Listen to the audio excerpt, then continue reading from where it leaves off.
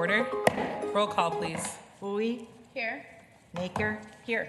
Jost, Here. Coleman, Kim, Yang, Here. Chair Johnson. Here. There are 5 present, 1 excused, that being Commissioner Coleman. Item number 1, Staff Report SR 25-258, Introduction to Tentative Developer Status Extension, Request Districts 2, 4, 5, 8, Wards 1, 6, and 7. All right, so we have a staff report on this item today that'll come before us on December 3rd. There are several awards impacted, several projects, but we looped it into one presentation. So you'll see if you have any tentative developer status extension requests coming, that this is the presentation for that. So I'll hand it over to Director McMahon. Thank you, Chair Johnson. Yes, Sarah Zorn will be coming up to give the presentation on this. And thanks for noting, yes, it is one presentation on several of the items, but on the December 3rd HRA meeting, each item will be voted on individually, just noting that. But for efficiency and ease, going through them all now and ability to ask questions, either after each individual or at the end. Never mind. That'd be great. Thank you, Ms. Zorn. All right. Well, thanks for the intro. I'm not even going to do mine. We'll just jump right in. Welcome, Ms. Zorn. Thanks. So as a reminder, the HRA disposition policy allows the HRA to award tentative developer status following an RFP process or a submission of a development proposal. The status prevents the HRA from contracting with other entities and allows the developer time to complete due diligence or conditions required for development and prior to closing. These could include completion of design drawings, market studies and utility plans, environmental investigation and remediation plans, securing and finalizing financing, and because affordable housing projects can take years, as we all know, from planning to funding applications and finalizing the deal structure, the TDS is typically awarded for 2 years, and with the HRA authorization, the designation can be administratively extended for 6 months by the executive director. So the 4 projects that we're talking about are those listed here: the Hams project, Gloryville, Face to Face, and 1036 Marshall. And these are the ones that currently have outstanding tentative developer awards. The first is the Hams project. Following an RFP, JB Vang was awarded TDS for the Hams redevelopment project in January of 23. That status expired in June of this year and was administratively extended to the end of this year. The project will result in the construction of 110 units of affordable housing in one building and an adaptive reuse that will create an additional 86 affordable units, as well as a commercial marketplace. During the TDS period, the developer has successfully pursued over $4 million in funding from the Met Council in Ramsey County. And earlier this month, the site was designated as a local historic district. They've held community engagement sessions, worked through schematic design, undergone environmental testing, and rezoned the site to T3. In addition, the developer submitted an application through MHFA's consolidated RFP process for funding, the results of which we should know next month. If the project is awarded funding, then JB Vang will finalize their financing, complete the site plan review process, and following HRA board approval, enter into a development agreement, and then go forth and obtain building permits. And all of this and getting to closing, especially working with MHFA, can take several months, which is part of the reason for the extension request at this time. The next project is Gloryville. Following an RFP process, the TDS was awarded in May of 23. That status expired in June of 25 and again was administratively extended to the end of the year. The project will result in the construction of 87 units of affordable housing along with a grocery space and retail space. And during this TDS period, the developers successfully pursued approximately $4.9 million in funding from Met Council, Ramsey County, and LISC. They've secured 9 Section 811 rental subsidies as well as 9 housing supports. They've engaged with community stakeholders and begun site surveys, geotechnical and structural analyses. They've completed a commercial marketplace study and identified commercial management partners. The developer has also submitted an application through MHFA's consolidated RFP process, and again, we'll know those results next month. If that project receives funding, Gloryville will finalize their financing, complete the site plan review process, and following HRA board approval, enter into a development agreement, and obtain building permits. The next project is Face to Face at 1170 Arcade. This project was awarded TDS in June of 23 following an RFP process. Its status expired in June and was administratively extended until the end of the year. And the project will result in the construction of 24 supportive housing units and 6,000 square feet of office space for Face to Face. During the TDS period, the developer has successfully pursued almost $675,000 in funding from Met Council in Ramsey County, and they were recently recommended for an additional award of $1.25 million. They've launched a capital campaign to raise funding for the project and continue to pursue funding for the project, including a current application to Ramsey County's Critical Corridors program. In addition, they've secured 24 housing supports and completed Phase 1 and Phase 2 environmental analyses. This developer has also submitted an application through MHFA's consolidated RFP process. Again, we'll know the results next month. If they're funded, Face to Face will finalize their financing, complete the site plan review and zoning processes, and following HRA board approval, will enter into a development agreement and obtain building permits. The last project is Rondo Community Land Trust project at 1036 Marshall. They were awarded TDS in April of 2023. That status expired in March and was administratively extended until the end of October. I recognize we're off a little bit with the timing here. It just made some sense to consolidate all of these requests versus trying to come to the board and then come back again. So we understand it's technically expired. The project will result in construction of 6 ownership units for households at or below 80% of area median income. During the TDS period, the developer has successfully pursued almost $2 million in funding from the Met Council and Ramsey County and was awarded up to $1.2 million in affordability gap for those end buyers who are going to be purchasing the units. In addition, the environmental review has been completed. They're working on architectural drawings and have begun the site plan review process. Activities that still need to be completed include securing bank financing and finalizing the development budget, completing the site plan review process and obtaining any required zoning approvals, and following HRA approval, entering into a development agreement and obtaining building permits. The developers indicated an ability to complete these items and close in the coming months. Therefore, the action that will come before you on December 3rd will extend tentative developer designations as shown on the slide here, 18 months for Hams, Gloryville, and Face to Face, and 12 months for 1036 Marshall. And I'm happy to take any questions if there's anything I'm unable to answer. We have project managers and representatives from each development project team here to answer any questions. Thank you, Ms. Zorn. Excuse me. Do any commissioners have any questions? Commissioner Naker. Thanks, Chair Johnson. Thank you so much for this informative update. I think it's worthy of noting just how hard it is to build in our city and in our country right now. It takes 2 years just to get to these important milestones, which are a lot of work, and we're still not done. And that's not the fault of anyone in this room, but it is a huge process. I guess I'm curious, and I support the extensions of all of these. But what are the checkpoints along the way that our staff puts in place to make sure that we are seeing these projects make significant progress over time and that we are lessening the likelihood that we're back here in 2027, potentially extending again? And I'm particularly wondering if we up the ante on those check-ins or those checkpoints after we've already extended once. Chair Johnson, Commissioner Naker, that's an excellent question. I think the biggest barrier to moving forward is funding. And as I mentioned, the first 3 projects I talked about, Hams, Gloryville, and Face to Face, all need significant amounts of deferred funding from MHFA. That's the only organization that has that kind of dollars available. And in order to complete the capital stacks on these projects, they really need to get those awards.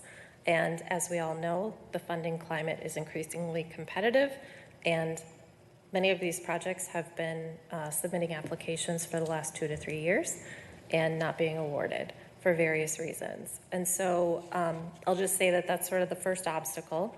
When we do award tentative developer status, outlined in the board report is a set of benchmarks or a set of expectations that the developer needs to work toward. And if we can look at that list and see that the developer is making significant progress toward those benchmarks, then that's when we're sort of willing to support extensions. So we see that you're working toward this. We see that you've pulled a lot of funding together. We see that you are on track, but for a small handful of items.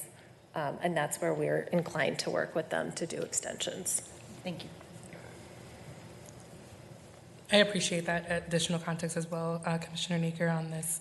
I guess a quick question from my end is more so around, you mentioned the MHFA funding, and I know that this has been a cycle of several projects coming in multiple years to try to get funding. And I know last year, overall, it seemed like the City of St. Paul's success for MHFA funding was quite challenging. What exactly are we seeing or kind of hearing, I guess? Were there any inclinations that there might be a little bit of a different outcome than what we had from the previous year, or that some projects maybe moving forward, or is there anything that committee members or commissioners could do at this time to assist with the projects themselves? Chair Johnson, that is an excellent question. I would love to defer to MHFA on that. I'm sure. I think what we're seeing overall is that a lot of our projects are scoring really well. They're great projects. There's a lot of support behind them. There's a lot of interest in getting them moving forward, but that's also the case across the state. So there's a lot of folks out there who have really great projects and who are serving, various needs, and they check all of the MHFA boxes, and there's just too many projects to fund. So I think you're right, we were unsuccessful last year. I am hopeful that that's not the case this year. However, we have been extremely successful with the Metropolitan Council and Ramsey County in terms of securing grants for a lot of these projects. So there is a lot of support overall that's evident. Thank you.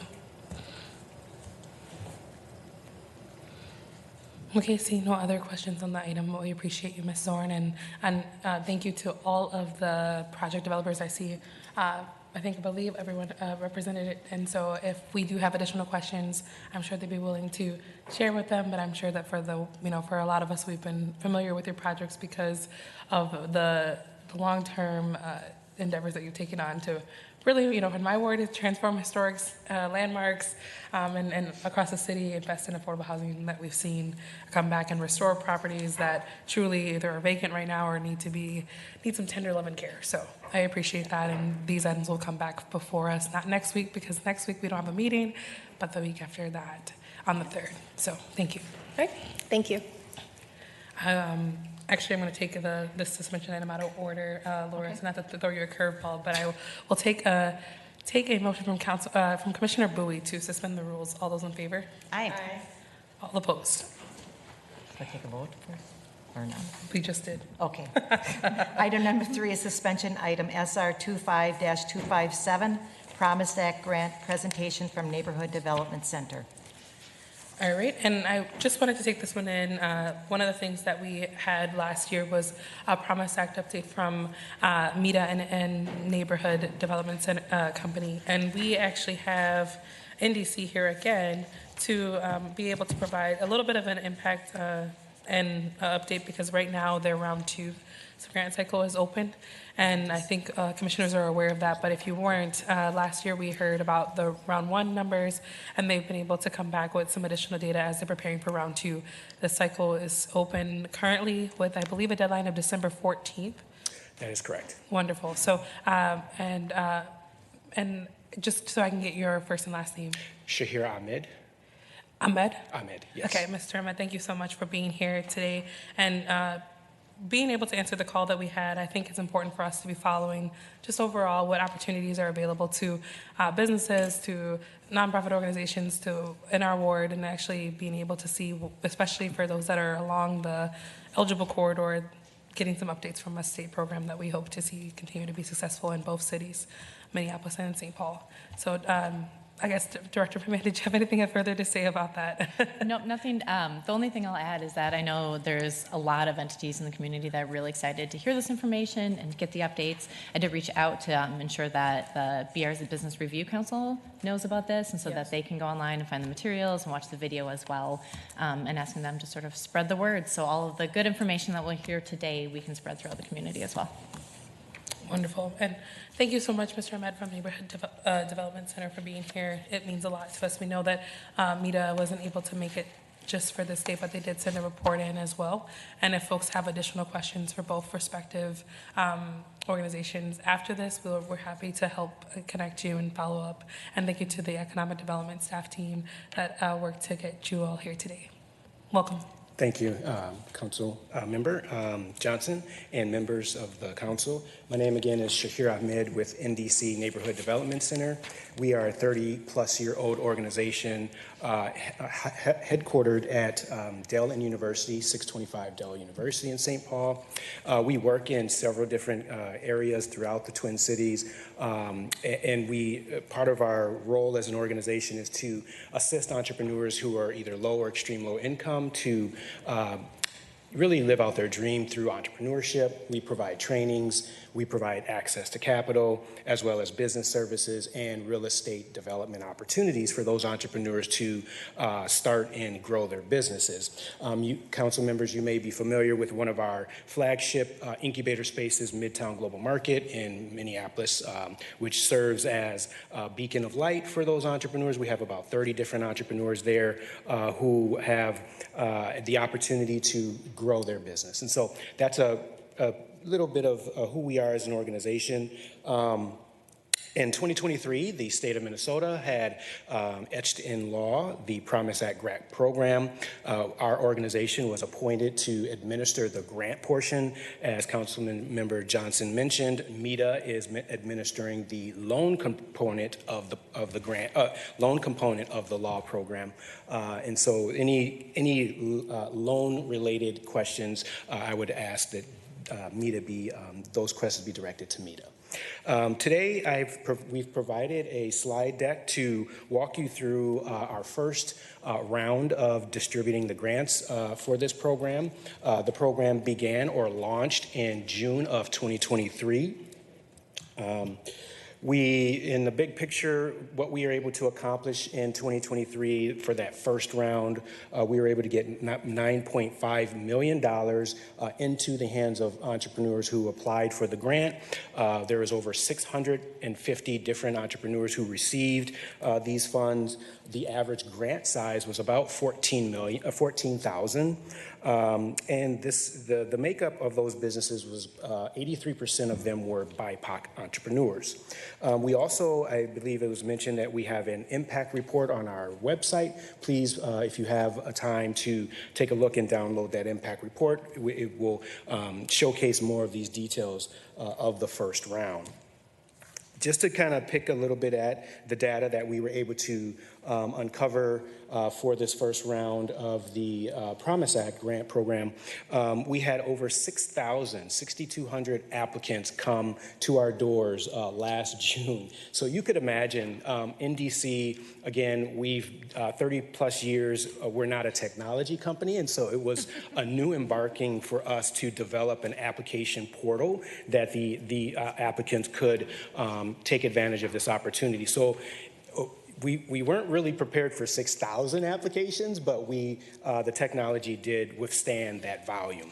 As you can imagine, 6,000 applications not all of those were eligible, and so we had to work through the eligibility criteria that is outlined and illustrated within the law to ensure that we were really taking time and working with the applicants who were eligible. And so if you see in the right side of the slide here, as we did our first pass of eligibility check with these applications, about half of them were able to move on in the process.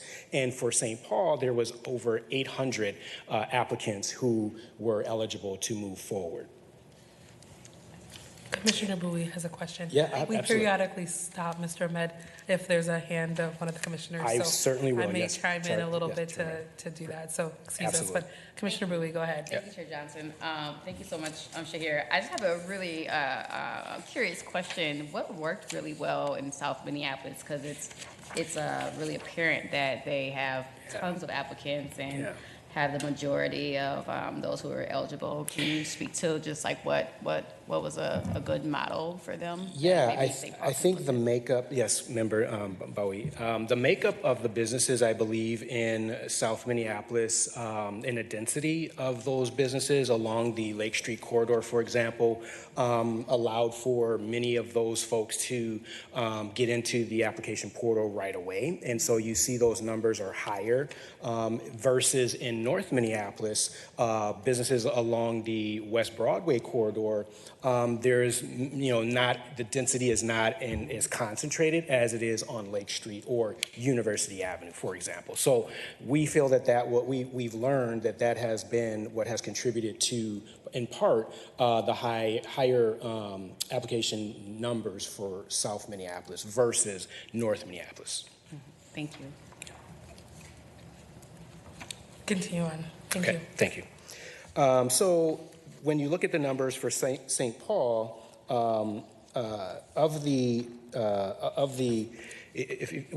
backing up a moment, the 3,300 eligible applications that were going through the portal, and we awarded 652.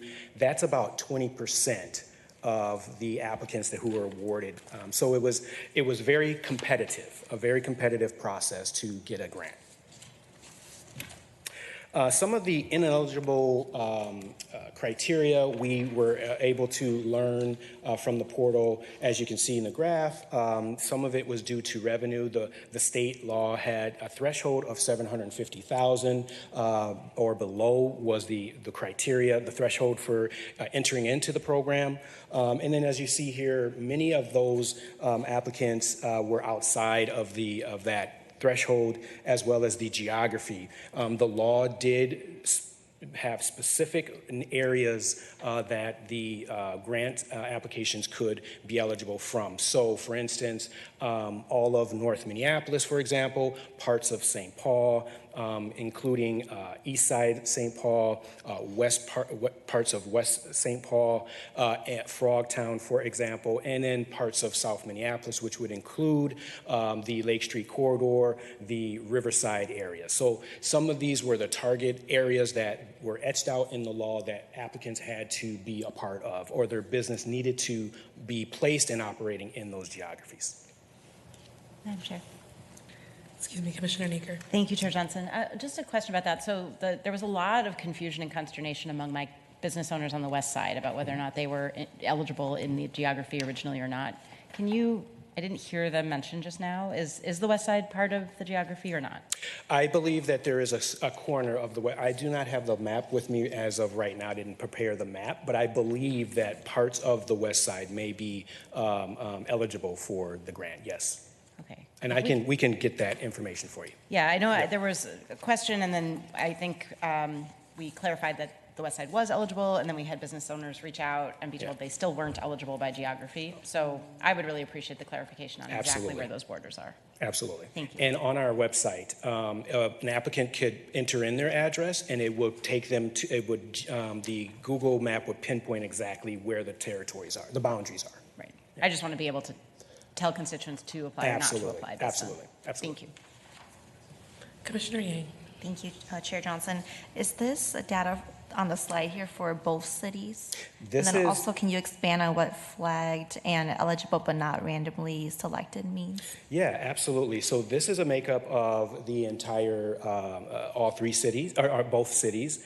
And then when you see, to answer your second question, eligible but not random, what was important for us, one of our guiding principles was to do this in have an equitable distribution. And so we randomized the applications as they came through. So an application would get a number, and then we would randomize those batches so that we could provide an equitable process.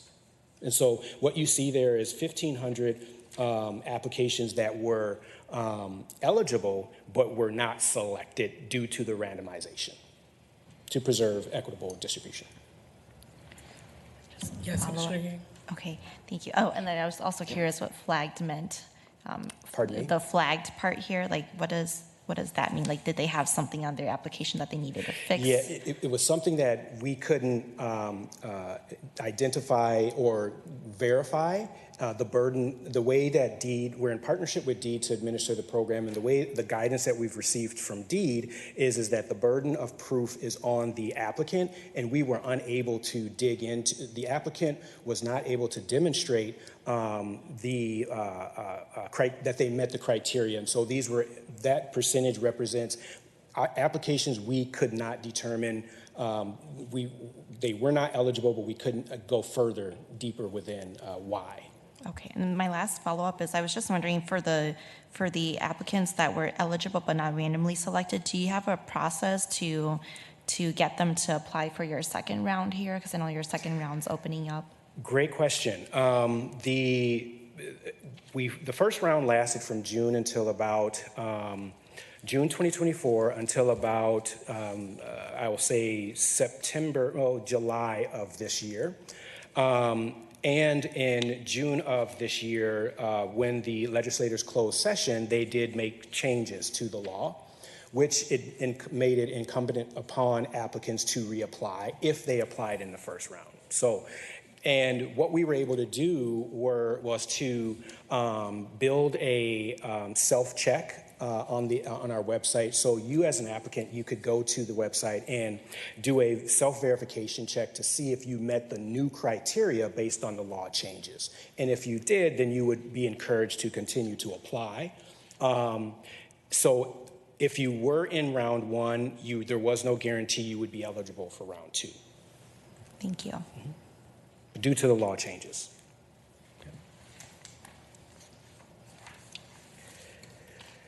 Round one, getting back to round one and really digging in a little bit to what we've discovered for St. Paul, $3.3 million were distributed to over 198 applicants, which is again, if you take a composite of the larger scale of the total program of 9.5 million, zooming into St. Paul and the 3.3 million is 20% again of those applicants were able to receive grants. So very competitive process. The average grant size in St. Paul was just under 17,000. Some of the grant usages for this program was working capital as it was illustrated in the law. And you can see the highest usage of the grants were for equipment or payroll, which is really allowing those entrepreneurs to build their capacity and be more efficient. Some stories, we have over 24 stories to date on our website. We've got a QR code there. Many different various types of businesses and many different success stories. One in particular, Udo's Grocery, there on, I believe it's Snelling Avenue, next to Hamline University.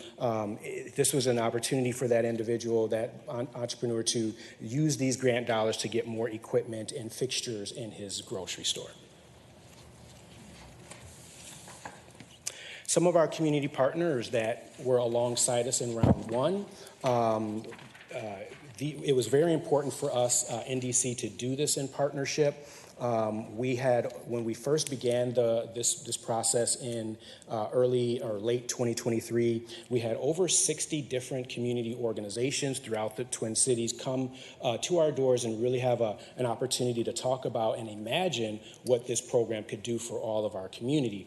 And so you could see here some of the organizations that were in partnership with us and contract to help distribute the grant program. It was AEDS, for example, Hmong American Partnership, or HAP, as well as LEDC, the Latino Economic Development Center. In some of the support that we were able to provide to the applicants was a term that we use in our industry called technical assistance.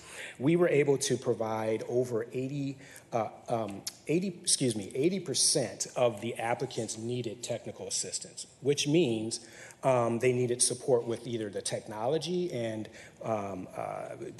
signing on to the portal.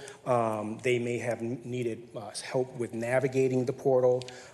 They also needed help with some language support, so we were able to translate all of the documents in the application in the requested language that they needed. Other supports were just general application questions, as well as the financial documents that were required for the program. Getting that one-on-one technical support from ourselves or our community partners was invaluable to those applicants. Some of the key findings in round one were that there is a digital divide that exists that we've been able to identify. Many of those applicants had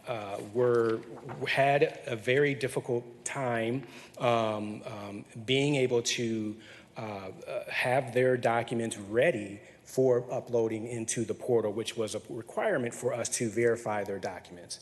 And so when you think about how to ensure that applicants can move forward and have this, take the opportunity to improve their operations, it's important that the type of technical assistance in this type of program addresses their inability at times to use their phone to upload required tax documents, for example. So that technical assistance really helps them slow down and say, how do I best get my business operations in order so that I can take advantage of this type of opportunity?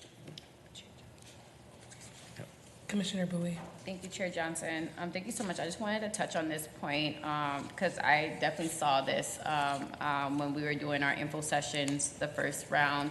Can you speak to, I'm just out of curiosity because I know NDC is right across the street from Rondo Community Library. Was there a partnership? Was that like a former partnership? Because I do know there was some utilization of the computer lab to help people with getting some of their documents uploaded. Yeah. Yes. We were able to have, it wasn't a contract, but it was an MOU with the library to ensure that applicants we could use their computer lab. However, due to circumstances out of our control, the library, that relationship, that opportunity had to end because of the redevelopment that the library is going under. For this year? For this year, correct. We had, if you look into the PowerPoint there, we had over 15 different lab opportunities where entrepreneurs could come to a computer lab and get the support one-on-one, similar to the library. Okay. Internally at NDC? Internally at NDC, okay. And at our community partner organizations as well. They open their doors and allow the applicants to come in. Okay, thank you. So, if there are no other questions regarding round one, I will transition to round two. And just a quick time check for you, Mr. Ahmed. We'll spend about 5 more minutes here, I think. Okay. Usually we try to stop and transition and leave some time at the end for council. And we have one more presentation that I do want to allocate some time to. Absolutely. So I'd say in about 5 minutes or so, we'll wrap up here. Absolutely, yes, Chair. Yes, Chair. Chair Johnson. So for round two and round one, we were very focused on and aware of potential fraud due to this type of opportunity and program. We put in measures of training with our staff. Our technology also has checks and balances, which will allow for a very deep investigation of the applications that we have. We were able to review applications multiple times to ensure that the applications were who they say they were. We also use technology software to do identification check of those individuals using such platforms like Plaid. So it was important for us to ensure that we had mitigation for fraud. Some of the learnings and that we've been able to enhance from round one were a streamlined application process. So we were able to reduce the number of questions in the application to help with efficiency. We've also have instituted more one-on-one application labs in various locations throughout the geographies. And we've also are starting to do and dig deeper into more data so that we can, for example, have a better understanding of not only the geographies that the applicants are coming from, but then also what are some of their pain points beyond this opportunity so that we can leverage this information to be able to better serve these entrepreneurs ongoing. In round two, we have committed partners as we did in round one. Some of the new partners we have for round two include Rondo Land Trust, Cluez, as well as Women's Venture. And some of the, just thinking about digging a little bit deeper into some of the numbers right now, we have in St. Paul over 292 eligible applications that are in our portal today. Those applications are going through, we have 3 stages that the applications go through. Those applications are moving diligently through that process. And to date, we have awarded 23 applications or have 23 grantees for round two, which equals about $420,000. Some of the ineligible reasons for applications include certain documentation that applicants would need to, the burden on them to upload or prove would be home-based business deduction, for example. That was another instance of new law change. And so that is a new reason that applicants are not eligible. Another high percentage of ineligible applications are taxes, applicants not having their 2024 taxes complete. And for the interest of time, the way that applicants can connect with us is coming to in-person application lab. They do not need an appointment. They can walk up if they choose. Obviously, if they do take an appointment, they can register for an appointment through our website, as well as we have a phone number that applicants can access us. And our call to action is getting the support for this body is to help us to continue to encourage applicants to apply for this opportunity. And that's my presentation.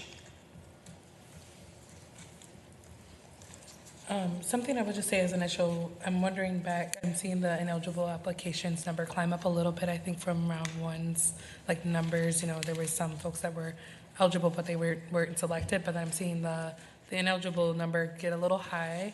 And I'm just wondering if you could, if in the short amount of time, I guess, that we have left on this, what do you think is some of the reasons for or driving factors? Is that just because more people are finding out about it and maybe they haven't been through the initial vetting, or I guess what kind of communication gets to them, and is it immediate, you're not eligible, or are they waiting still not knowing that they're not eligible?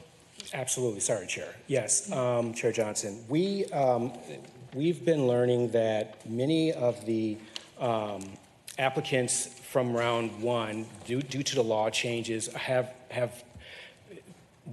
it's been very difficult for them to not only get their financial documents in order, but if their taxes are not done, then that's another issue for them to be eligible to apply.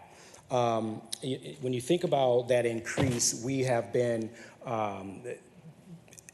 doing outreach and communications in our communities to really encourage the applicants to come to a application lab so that they can learn what are the eligible criteria, and we've also, as I mentioned at the top, we've instituted a eligibility check so that they can on their own see if they're eligible before taking the time to apply. There's about 30 questions on the application, and as you can imagine, our entrepreneurs are very busy, so we want to make sure that they have the opportunity to really learn about the opportunity through an information session or from our outreach efforts before they invest the time to apply if they're not eligible. So hopefully that answered your question, Chair Johnson. Yep, no, I did. Thank you so much. One thing that I think is a follow-up, what would be really helpful is from the numbers. I know that we have different eligibility geographies in the city. It'd be really helpful. So in my ward, I represent the east side of St. Paul, so some of the greater east side eligibility criteria lies in my ward, as well as Councilmember Yang's in Ward 6, and Councilmember Bowie, I believe, and then if we have a little sliver of the west side and some of the pieces of just where folks are eligible and which corridors they can apply on, it would be really helpful just to see the numbers. I'm out of sheer curiosity, I'm just curious about like the breakdowns of east side businesses and businesses that are in along University, like just kind of which one, where are we seeing a lot of the communication. And I think that just helps when it comes to also encouraging my businesses or folks that are in the criteria and in the area to at least look at it. And so I would love to see the numbers however specific we can get, just on the follow-ups of just like where they're coming from. I don't know if you guys track that, but on the back end. But it would be cool to see that just by the blocks that are on the eligibility map. Absolutely, Chair Johnson. We can do that. We can do it by district if you'd like, or by area, neighborhood. Absolutely. Thank you. Absolutely. Great. Well, Commissioner Bowie, go ahead. Thank you so much. Last question. First, I just want to say thank you, Chair, for bringing this back. I know last year it was really great for all of us to have this opportunity to promote in our neighborhoods, and I'm really excited to also have a strong St. Paul delegations and state representatives that really strongly advocated for these funds. I do want to, as a follow-up, be able to talk with you and your team. Because I do know, especially with the Round Community Library being a strong anchor and that is going to be temporarily closed, there is a relocation to Hallie Q. Brown, and I would love to help facilitate information so you're aware of those services that still exist at Hallie Q. Brown, and also discuss where there are other community hubs and spaces, just because we all understand how important these public spaces are for people to get access to internet and all the different tools for them to be able to submit these applications. So I just want to follow up with you about that. Absolutely. I look forward to that. Yeah. Thank you. Wonderful. Thank you so much for being here today. Thank you all. Thank you. Okay, item number 2, staff report SR 25-258, 2026 HRA proposal introduction. Alrighty, as you guys know, we're in the midst of wrapping up the budget season for this year. Prior to the December 3rd vote and the levy vote, we basically wanted to be able to present to you some of the things that none of these should be new to you. We did have a chance to just kind of walk through each office and talk to all the commissioners about it. But this is the budget review and the HRA recommendations in transparent form, just so folks are all on the same page. Usually this would be given by Deputy Director Green, our CFO, but due to an emergency at home, she is not able to be here. And so we are wishing her well. And then we have Director McMahon here to give her her report. Deputy Director Green was heavily involved in a lot of the crafting. So if you do have specific questions as follow-ups and Director McMahon doesn't know, we have Kamud here who is also taking notes on our behalf as well, and we'll get those to us as early as possible. But we want to give that time and ability for her to handle what's happening at home. So with that, Director McMahon. Thank you, Chair Johnson. As you noted, I'm filling in the large budget shoes of our CFO, Deputy Director Nicole Green. And so I know there are other folks here available to help support and answer questions if there are some detailed questions, but as well, more than happy to follow up with anybody and to work with you, Chair Johnson, and any follow-up from your colleagues and commissioners of additional information that we can present to be helpful. So just noting here, Deputy Director Green has started with some PD engagement, action, and responsibility. Just noting that we're really working to ensure consistency within our department to be able to provide information like year-to-date actual spending and things like that.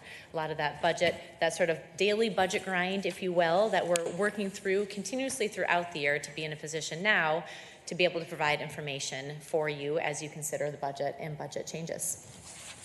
As well as for HRA, I know reviewing budget proposals, evaluating programs, and proposing and then passing the HRA budget at the end of this year as we are essentially at and nearly approaching. Noting that this is set up by source. So when you look at the top of the slide, you'll see the source, and then it will also note what those 2026 proposed investments are. Also noting that first column is that 2026 budget proposal that was made this summer. You then have the recommended change from this body. It'll show that total fund allocation, and then it also notes sort of within the city where that allocation fund ultimately lies, just knowing that sometimes it is in a different department or a different area due to the nature of what program it might be. Instead of just reading line by line through each one of these for you, because you have it and you can read it and any follow-up questions, but just noting again, the ones with the parenthetical are a reduction from that particular source. And as you go through this, again, noting that sometimes sources change. So perhaps for a line item, a source such as LAHA perhaps is reduced, but housing trust fund may be increased. So that the total at the end of the day might remain, for example, $5 million in downtown office to housing conversions, but LAHA itself is less of a source into that particular fund, and housing trust fund, as you'll see later, may be an increased source. So just noting the layout of this as you go through and you look at it, but there's a downtown office to housing conversions, again, a reduction of the LAHA as the source, noting in there for that.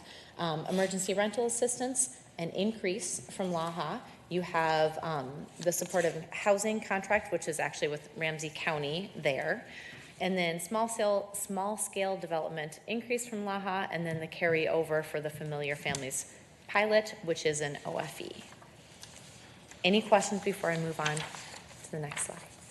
I'll just keep going and I'll look up in between for questions. Sorry.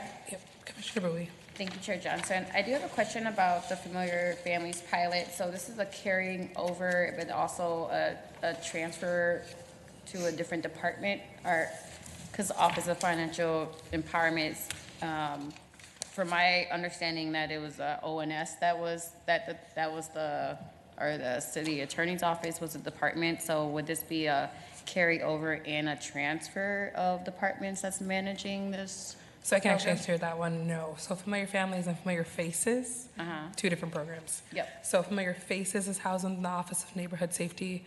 Right now, the Familiar Families pilot allocation is a housing trust fund allocation.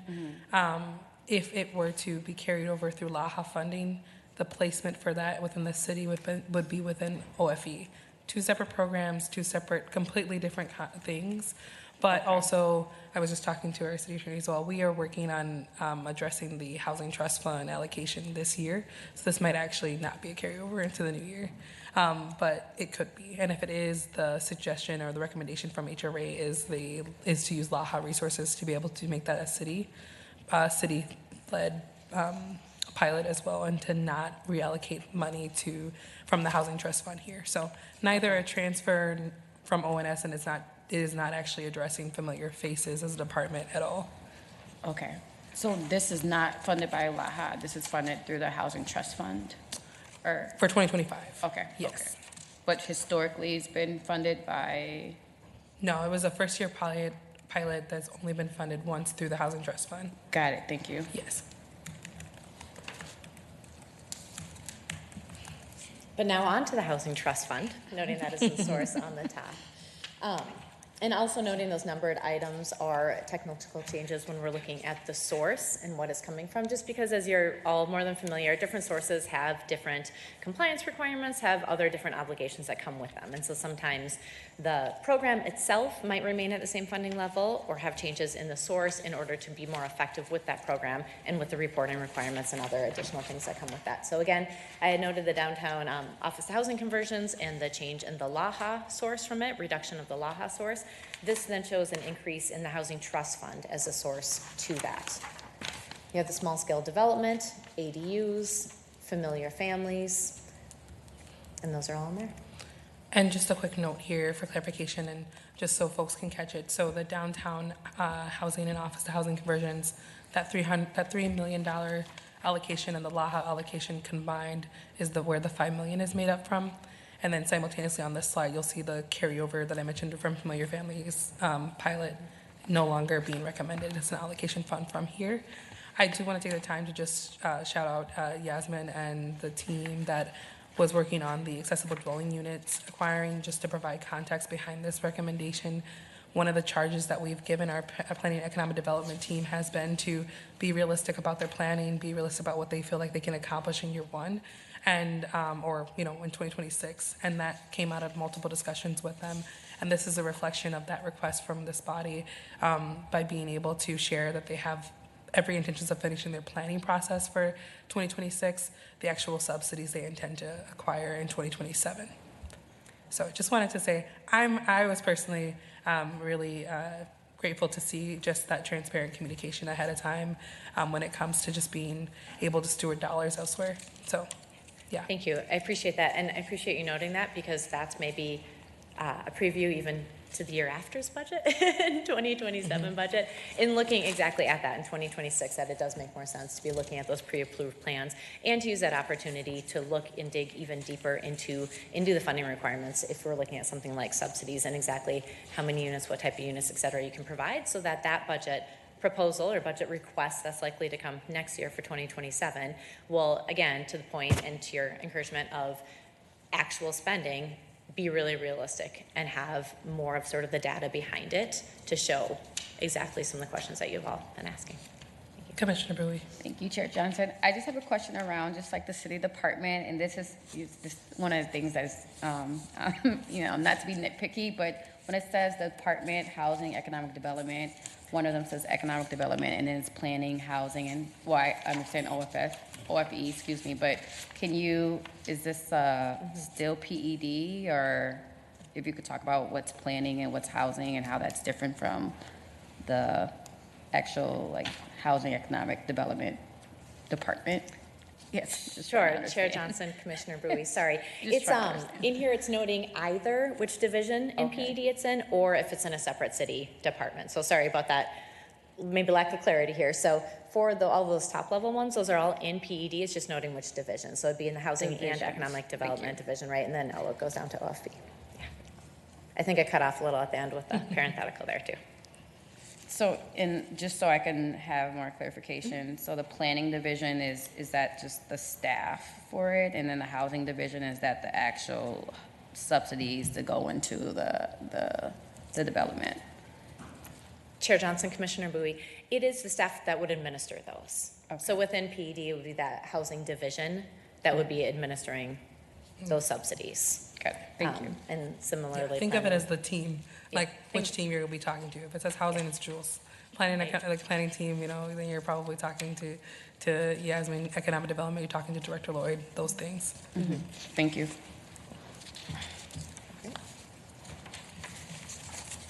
All right, looking at the PD operations and CDBG, you'll see the district council noting here of a reduction. It is not a reduction, just noting an overall district council funding. Again, this goes to what we were discussing earlier in terms of source. And just again, noting that our sources come with different obligations, different reporting requirements, et cetera.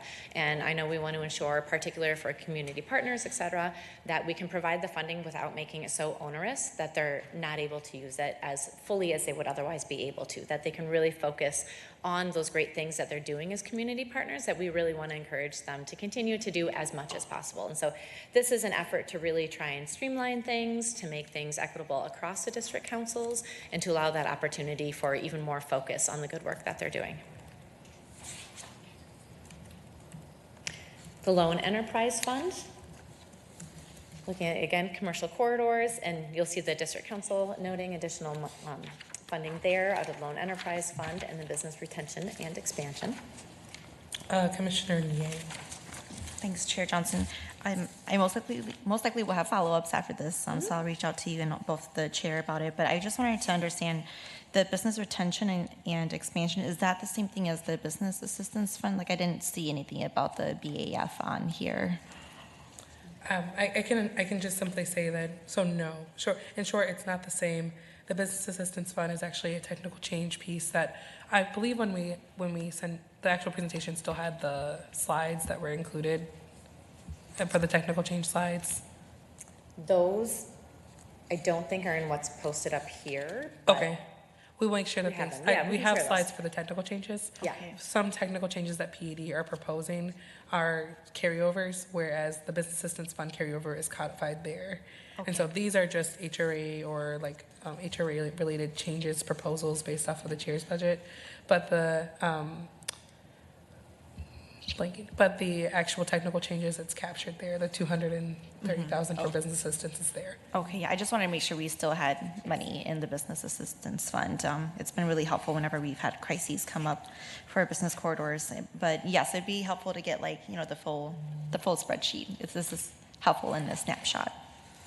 Sure, and Chair Johnson, Commissioners, if it'd be helpful, I can send those separate noted technical changes to you all after, and then we can follow up again with any questions you have after looking at those as well. Yeah, that would be great. I think if they could get I've seen the document, like the full presentation, so I think just being able to get the full presentation with the PED technical changes included will be helpful. For sure, thank you. We will do that. I know wanting to also focus on the budget here and not conflate the two as well was part of the goal, and time, trying to be respectful of time. Sure. All right. General Fund, HRA General Fund, 2026 investments. Smaller dollar amounts, obviously everything's important. So you've got St. Paul Children's Collaborative, the transfer, critical software upgrades, and audit committee there.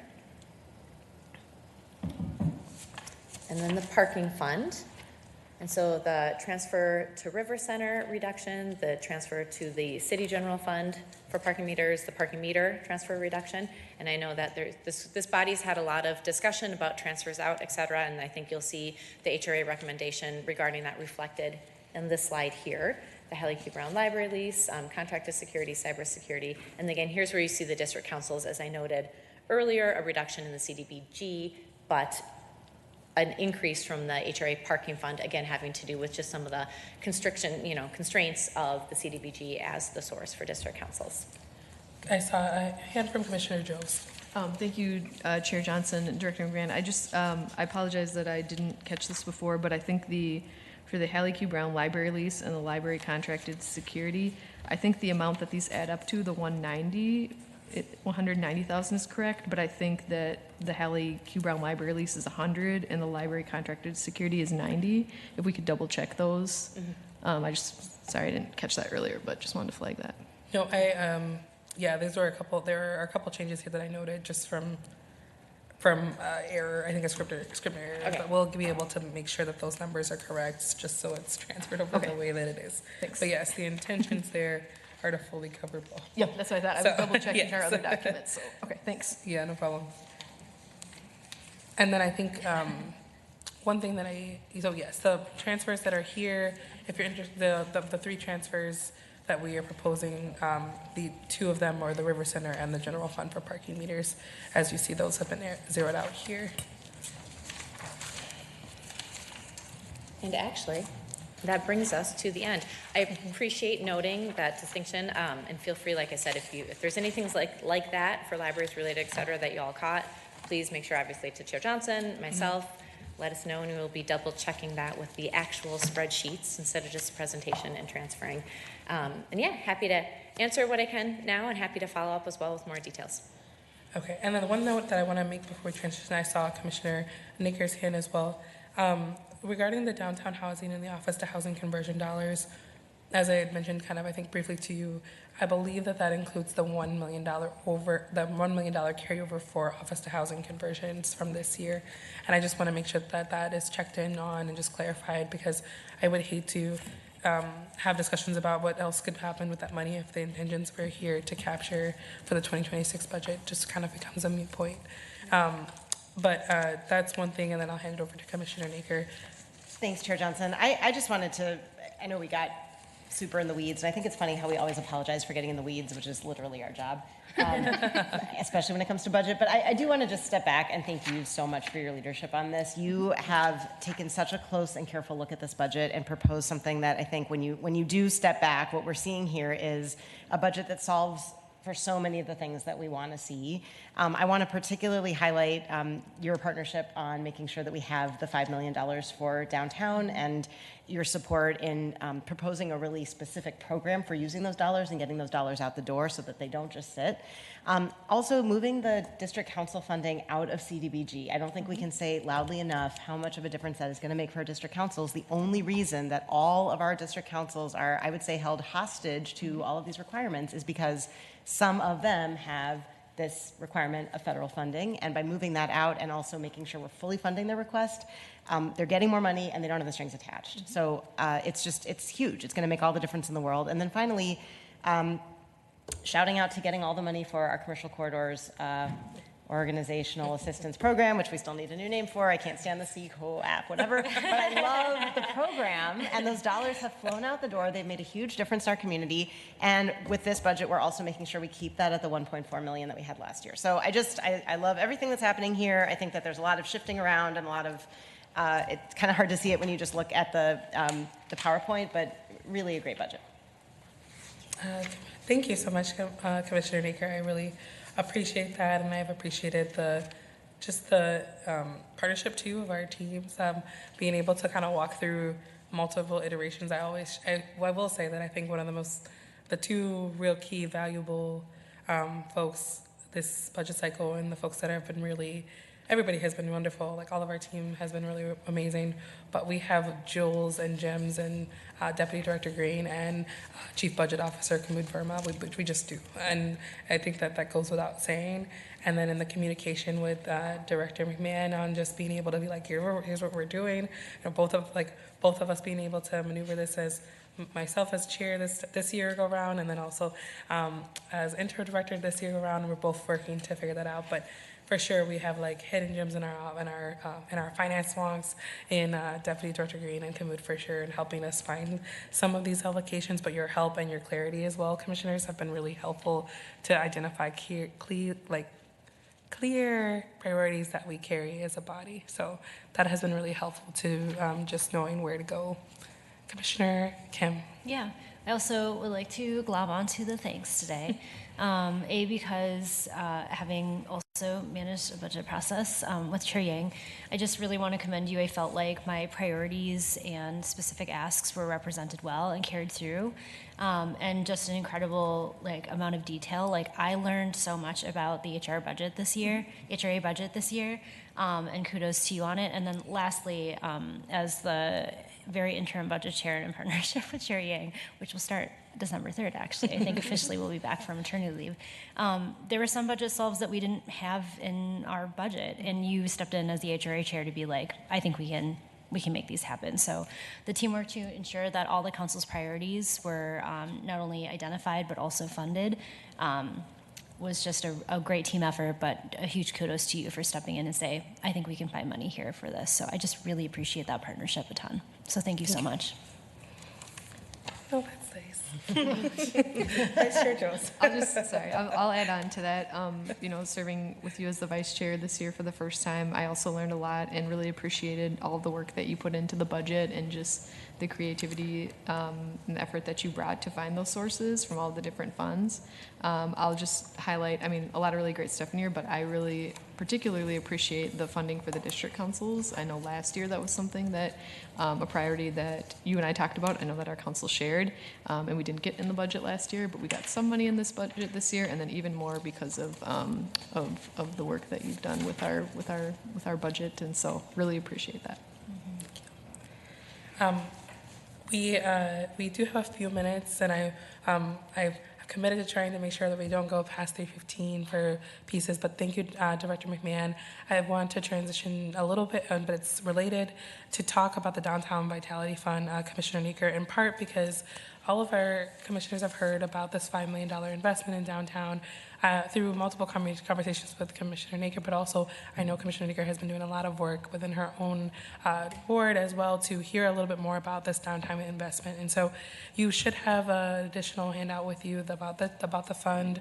And I just asked Commissioner Naker to come prepared to talk a little bit more about it, share some key things that she wanted. And I know that this has been shared with you all and is now available for public record. If you have questions about it, this is something that we are also considering as an additional, one thing I heard last year is feedback. Whenever commissioners would like to see maybe something, not necessarily different, but as an addition to a budget item, especially as it relates to the HRA, it's transformative and important for staff to know exactly where they're coming from so they can adjust to it. And also simultaneously, I anticipate over the next couple of weeks for staff to be included in that process. But for sure, like when we're looking at what our options are and where we go from here, I wanted to be able to give some time to Commissioner Meeker to talk about this and an opportunity for us to ask any questions we had. Thank you, Chair Johnson, and thanks for your partnership on this. I'm grateful for the opportunity to talk briefly about this, and then really this is an initial conversation and look forward to your feedback. But the goal here is to propose a very specific program for the $5 million that is already being budgeted. So this is not a new fund or new money, but this is the $5 million that the mayor proposed that we're currently projecting to fund in this upcoming HRA budget. But as we all know, it's not enough just to put money into something and give it a headline. What we really need to do is give it a program and to be as clear as possible about how that money will go out the door so that it does go out the door. Unfortunately, we saw last year we did allocate $1 million for downtown permit waivers. None of those were used. And so we really want to make sure that we do things differently this year and get very concrete about the program early on, not once we've adopted the budget, take a few months to figure out the program, but figure out the program along with the budget so that those dollars are ready to go out the door on day one. So I've developed this in conversation with Chair Johnson, with the Downtown Alliance and Downtown Development Corporation, as well as some downtown developers. And really the purpose is to make downtown more inviting, walkable, and safe by catalyzing both residential and retail development. Those are both critically important because they tend to be self-reinforcing, right? If you have a lot of people living downtown, they can support retail, and so you tend to see retail follow. But in order to get people to want to live or work downtown, you need to see retail because that's what makes the streets vibrant and that's what makes them feel safe. And that's what gives people the opportunity to buy things that they need for their jobs and their lives. So the goal here is to catalyze both of those, $3 million for new housing development and $2 million for street level retail, focusing on primarily the streets that are in the downtown investment strategy that are prioritized for development. The idea is to make the funds easy to use. So while sometimes we are used to putting a lot of different requirements on our funding, and of course our normal requirements anytime we put dollars into a project, ADA prevailing wage, et cetera, will apply. But rather than adding more and more requirements, the goal here is to really keep it very simple. So as you'll see for the new housing development, the idea is to just sort of blanket say $10,000 per permitted housing unit to be issued with the building permit or potentially with the certificate of occupancy. And Director McMahon and I are still in conversation about what's the right point. But sort of once the building has been built, these dollars will be yours on a first come first served basis. They can also be used, to compensate for any development expense, acquisition, pre-development. So making it as flexible as possible, and there's no requirement for affordability. Again, this is just, we want housing built downtown, and we are going to incentivize that. The second pool is for street level retail, and it can be used by a new tenant or an existing tenant for build out, for tenant improvements, for facade improvements, anywhere in downtown, but again with priority along those key streets, which are Kellogg, Fifth, Robert, and Wabasha. The goal would also be to prioritize projects that aren't receiving other city dollars so that we are not supplementing our city dollars, but we are supplanting them, and then we have more of our dollars available to use elsewhere on other projects. The proposal here is for this fund to be managed by the Downtown Alliance, mostly for streamlining and simplicity. The Downtown Alliance is able to get dollars out the door more quickly than we are, and we know that our city staff have a lot on their plates already, so trying not to give them yet another thing to do. I'm grateful that the HRA budget actually adds staffing, for example, our commercial corridors program and other projects, but we don't want to create a whole new program that overburdens staff that have to administer. And then we would ask that the Downtown Alliance would report back to us twice per year on what disbursements they've made and anybody who's applied and not been funded, just so we're able to keep that oversight. And the proposal finally is for the street level retail to be structured as a forgivable loan. So essentially 3 years after you've been in the space, the loan is forgiven. So there's a bit of a incentive, a carrot to not just open downtown, but to stay downtown. And then finally, and this is important, right now there's a $3 million and $2 million sort of split between the $5 million. However, it was very apparent to me in my conversations with the Downtown Alliance in particular that it might be much easier to move the retail than to move the housing, just because it's easier to expand an existing business or move a business in than it is to convert an entire office building into housing. And so the asterisk there is to say that if either one of these is exhausted first, those dollars can be used for that use. So if we have $3 million for new housing and there's more housing coming and not retail coming, then we can use the additional $2 million for housing. If retail is going crazy and we're not seeing a lot of demand for housing and we've exhausted the $2 million for retail, then we can use some of the housing allocation for retail. So kind of whichever one is most in demand, we're not going to hold the other pool constant, because again, the goal is to get the dollars out the door, whichever one is moving more quickly. I will say there's some limitation in that we can't use our LAHA dollars for retail. We can only use our Housing Trust Fund dollars. So the max that we could put into street level retail would be $3.25 million, but we can go 1.25 above the $2 million if that were moving faster than housing. So I think I will pause there. That was a lot of talking. I would welcome questions, welcome comments, and again, this is really in pencil. It's for your feedback, but my goal would be to get your feedback, to revise this, and to have something ready to officially launch at the same time as we adopt our budget on the 3rd. A couple things for note, just because I had a chance to kind of go a little bit further and review. With LAHA being the funding source for the $3 million in the housing, I do think $1.75 million would be restricted to the affordability constrictions of LAHA funding. So that might just be a mental note of whereas $1.25 million of that $3 million would not be, there still would be an affordable housing restriction on $1.75 million of it. Thank you. That is a good point. Just because of the state statute. And I think separately to the question / I don't expect really a response, but I think it would be really helpful to make sure too that the $2 million for street level retail, while it's an allocation to Downtown Alliance, does touch base with our economic development team as well, just to make sure that they're included in the process itself. Yeah. So those would be my two nods of just where, how that changes, because I don't know if retail was in the original proposal at all. Mm-hmm. I think it was mostly just for housing and office to housing conversions with a piece there, but I think it just might be helpful to close that loop. And I'm actually supportive of, I think, especially with so much of the things that we have heard from our downtown community, I want to see this $5 million investment, and I've shared that with you too, move out the door in 2026.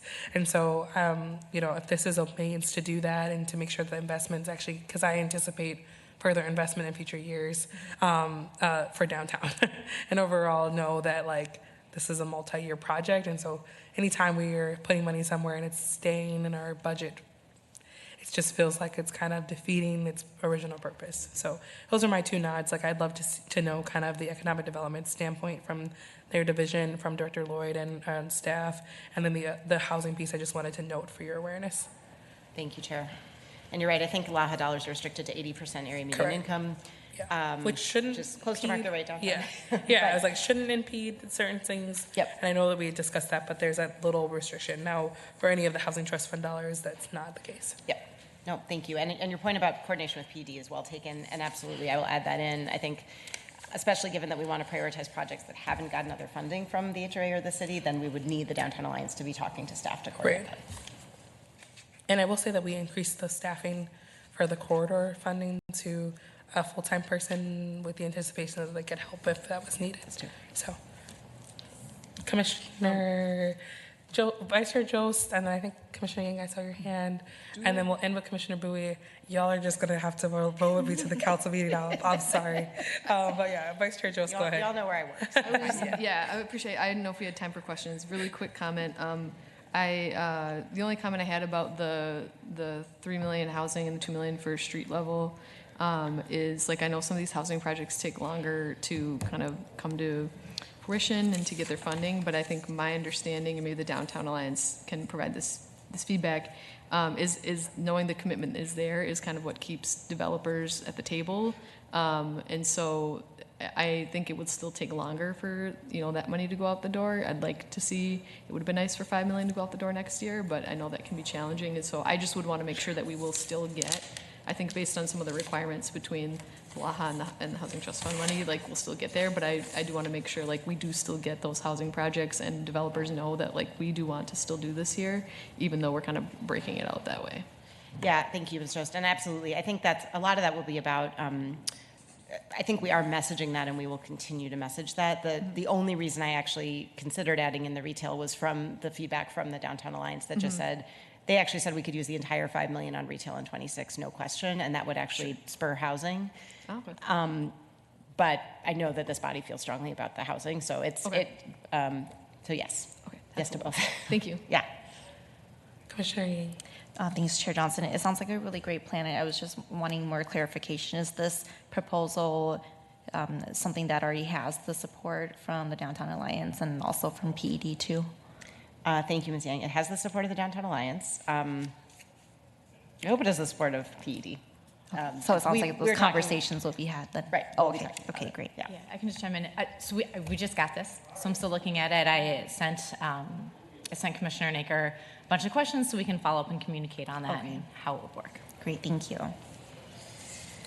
Commissioner Bowie, we'll end with you. Yeah, no questions, because I think we want to give us some time, but I do want to just be able to highlight that I do appreciate just seeing this pilot, this model of like retail activation, and you are aware of just like some of the challenges, particularly in the Midway, and how we're always looking at ways that we can utilize our policies and processes to just help activate and get tenants inside of our vacant buildings. So I'm super excited to see how this unfolds in the next year, particularly just making sure we're bringing downtown to life and getting some incredible businesses there. So I look forward to connecting with you, but I just wanted to share, kudos to the PED team, because we're always trying to figure out how we can increase our retail. So. Thank you, Ms. Bowie. Mm-hmm.